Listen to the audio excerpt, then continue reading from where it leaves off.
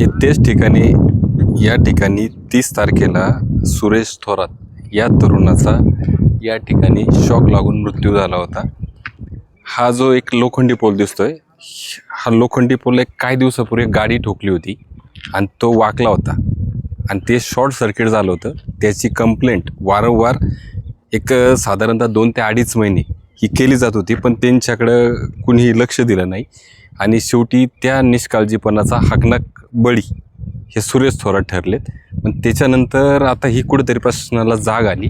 ही जी bunch केबलची जी line आहे, इथे लोखंडी पहिली पोलची लाईन होती, आता कुठेतरी ती सिमेंटचे पोल बसवले जात आहेत। परंतु म्हणजे शॉर्ट सर्किटपासून वाचून हे पण पोल कुणाच्या डोक्यात टाकायचे की काय? एवढे निष्काळजीपणा आणि एवढा दर्जा ह्या खांबळ्यांचा आहे। आता हाही पाहिला तुम्ही, जर व्यवस्थित पाहिला तर हाही बँड झालेला आहे आणि याला जो बेस दिलाय खाली तर सिमेंट दिसत नाही, फक्त दगडांमध्ये ठोकलंय। दगडी आणि गाळे हा मातीचा, याच्यात यांनी तात्पुरती डागडुजी केली आहे। म्हणजे हे महावितरण याच्या बाबतीत किती गंभीर आहे।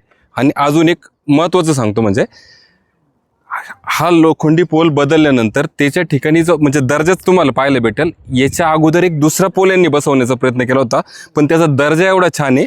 हा इथं याचं कंबरडं आत्ताच मोडलं होतं बसवायच्या अगोदर, इथं बघू शकता याची ही क्वालिटी। म्हणजे एक पोल हा बसवायच्या अगोदरच मोडला यांचा, जे याची स्ट्रेंथ किती आहे बघा।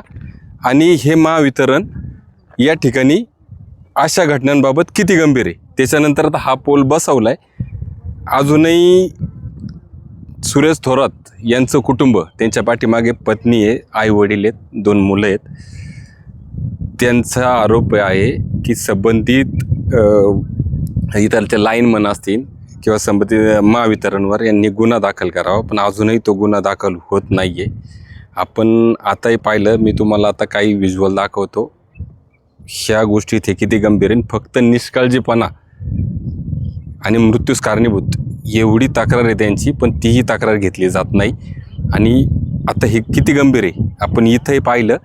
आणि आत्ताच आम्ही पठारावर गेलो होतो, तर अक्षरशः गळ्याच्या लाईनला आणि खांबळे असे आहेत महावितरणचे, तर एकमेका सहाय्य करू असे एकमेकाच्या बॅलन्सने तिथं उभे आहेत। म्हणजे अजूनही महावितरण ताळ्यावर नाही आहे, यांना फक्त बिलं घ्यायचे, वसुली करायची।